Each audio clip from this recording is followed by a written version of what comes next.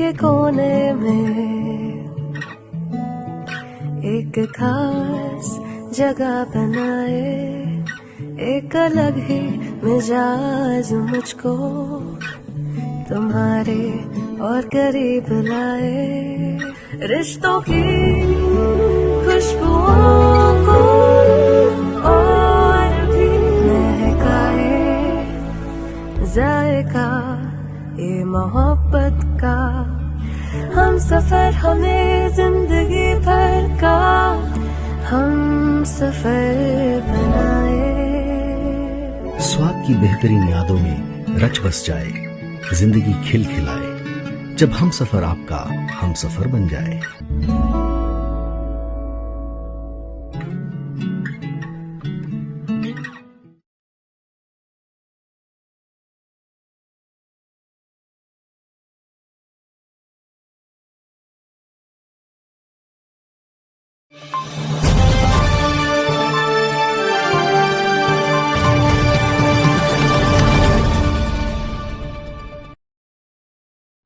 ये खबर है उत्तर प्रदेश से। उत्तर प्रदेश कांग्रेस कमेटी के अध्यक्ष अजय राव पूर्व मंत्री के निर्देशानुसार जिला कांग्रेस कमेटी मथुरा के अध्यक्ष चौधरी भगवान सिंह वर्मा के नेतृत्व में शाम 4 बजे विकास बाजार स्थित राष्ट्रपिता महात्मा गांधी की प्रतिमा पर श्रद्धांजलि अर्पित कर कैंडल मार्च किया गया है। आपको बता दें कि 18 दिसंबर को गया था ये मार्च, जहां पुलिस लाठीचार्ज भी कर रही थी, जिसमें युवा कांग्रेस के पूर्व प्रदेश सचिव प्रभात कुमार पांडे की दुखद मृत्यु हो गई थी। इसके उपलक्ष्य में आज श्रद्धांजलि सभा एवं कैंडल मार्च किया गया, जिसमें कांग्रेस के तमाम कार्यकर्ता एवं पदाधिकारी मौजूद रहे। इस विषय पर क्या कहा कांग्रेस पार्टी के पदाधिकारी ने, देखिए हमारी रिपोर्ट। आज हमारे प्रभात पांडे की जिस तरह नुकीली कीलों द्वारा उनकी मौत हुई है, उनकी मौत पर हम लोग यहाँ कैंडल मार्च निकालने आए हैं। उनकी ये 2 मिनट की शोक शांति से हम उनकी पूर्ति को कभी नहीं कर पाएंगे, भरपाई नहीं कर पाएंगे, इसलिए हमने 2 मिनट का यहाँ मौन व्रत रखा है। मांग क्या करते हैं? मांग यही है कि उनके लिए निवास का प्रस्थान करें, उनके लिए कुछ मुआवजा सरकार दे।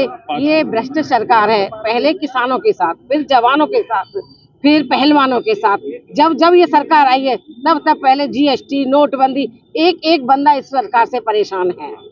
जैसे कि अमित शाह जी ने अभी टिप्पणियां की हैं हमारे भीमराव अम्बेडकर जी के लिए, वो अपनी टिप्पणियों को वापस लें और राजगद्दी से इस्तीफा दें।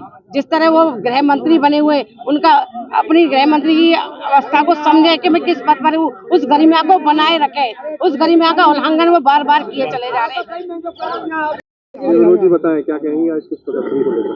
बड़े बदबख्त हैं ये गुब्बारे जो चंद सांसों पे फूल जाते हैं और कनीजे उरूज पाके अपनी औकात भूल जाते हैं। जिस भारतीय जनता पार्टी ने भारत की जंग आज़ादी में अंग्रेजों की पिट्ठू बन करके और मुखबरियां की, आज उन्हीं अंग्रेजों के पद चिन्हों पर चलकर वो इस देश की सत्ता को चलाना चाहते हैं।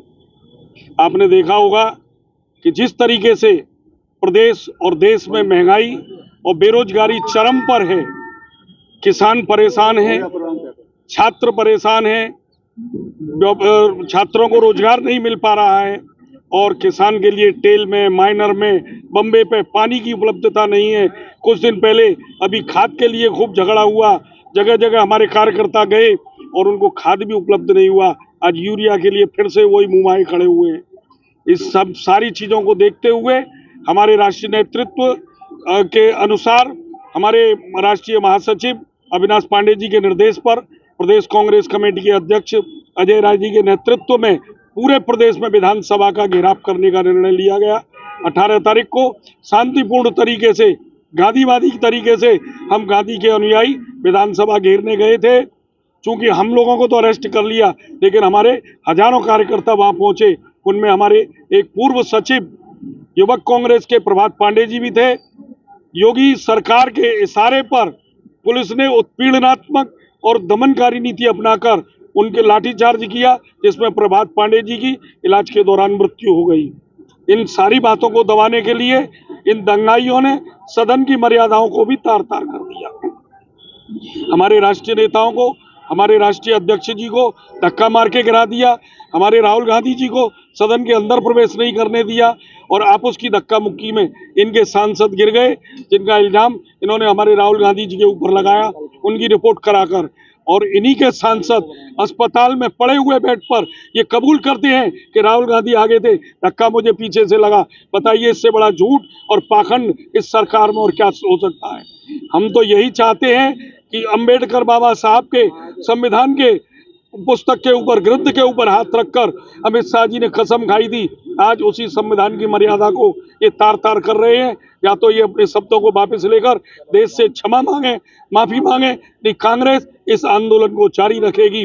और आपके चैनल के माध्यम से हम प्रदेश सरकार से मांग करते हैं कि हमारे प्रभात पांडे जी के लिए कम से कम 5 करोड़ रुपया और एक सरकारी आवास उनको उपलब्ध करवाया जाए। और इस सरकार में जो विसंगतियां हैं, जो हमारे छात्रों, कृषकों के लिए, हमारे व्यापारियों के लिए जीएसटी के माध्यम से उन सारी समस्याओं का समाधान हो, तब तक कांग्रेस आंदोलन करती रहेगी।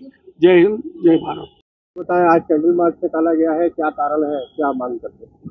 आपने देखा है प्रदेश में महंगाई, बेरोजगारी, भ्रष्टाचार, महिलाओं पर अत्याचार, महिलाओं को बलात्कार, किसानों पर अत्याचार, डीएपी खाद नहीं मिल रहा है, रोजगार, बेरोजगार काफी संख्या में बढ़ते जा रहे हैं और व्यापारी जीएसटी से परेशान है। इस सभी समस्याओं को लेकर हमारे प्रदेश अध्यक्ष आदरणीय अजय राय जी और हमारे राष्ट्रीय महासचिव आदरणीय अविनाश पांडे जी के नेतृत्व में 18 दिसंबर को लखनऊ में विधानसभा का घेराव किया गया था, जिसमें पुलिस ने नाजायज तरीके से हमारे कार्यकर्ताओं को रोकने की कोशिश की और पुलिस के लाठीचार्ज किया, जिसमें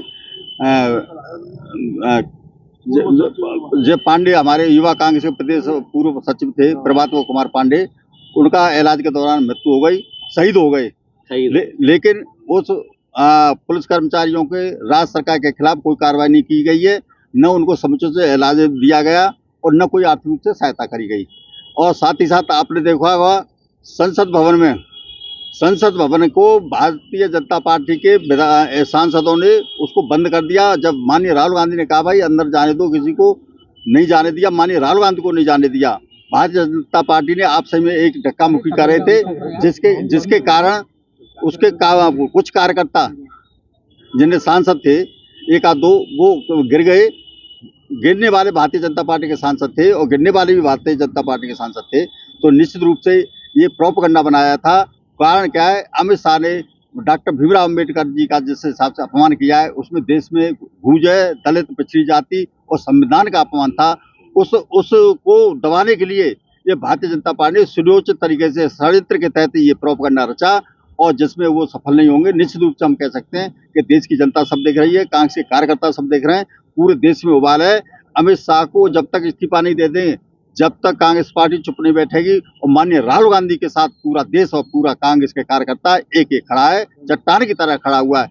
हम निश्चित रूप से कह सकते हैं कि भारतीय जनता पार्टी के कार्यकर्ता या नेता या मंत्री या सांसद कितना भी झूठ बोल रहे हैं, लेकिन माननीय राहुल गांधी की आवाज को नहीं दबा सकते, माननीय प्रियंका गांधी की आवाज को नहीं दबा सकते, माननीय अजय राय जी की आवाज को नहीं दबा सकते। तो निश्चित रूप से हम कह सकते हैं कि आगामी आने वाले समय में एक कांग्रेस का एक बहुत बड़ा, जैसे जयप्रकाश आंदोलन चला था, उसी तरह हमारे राहुल गांधी के नेतृत्व में पूरे देश में एक बहुत बड़ा आंदोलन होगा, जिसमें पिछड़ी जाति और दलित समाज और डॉक्टर भीमराव अम्बेडकर के निर्माता, जो संविधान के निर्माता, उनको संरक्षण देंगे और उनके जो अपमान हुआ है उसको हम जो सम्मान देंगे। और भारतीय जनता पार्टी के कार्यकर्ता, विधायकों, सांसदों और मंत्रियों का घेराव करेंगे। जब तक अमित शाह माफी नहीं मांगते या उन्हें बर्खास्त नहीं किया जाता है, जब तक कांग्रेस पार्टी बिल्कुल नहीं बैठेगी। ये कितना भी इसे ड्रामा कर लें, संसद के नाम पर ड्रामा कर लें, धक्का मुक्की के नाम पर ड्रामा कर लें, ये ड्रामा चलने वाला नहीं है। इनको जवाब देना पड़ेगा, अमित शाह को कुर्सी छोड़नी पड़ेगी।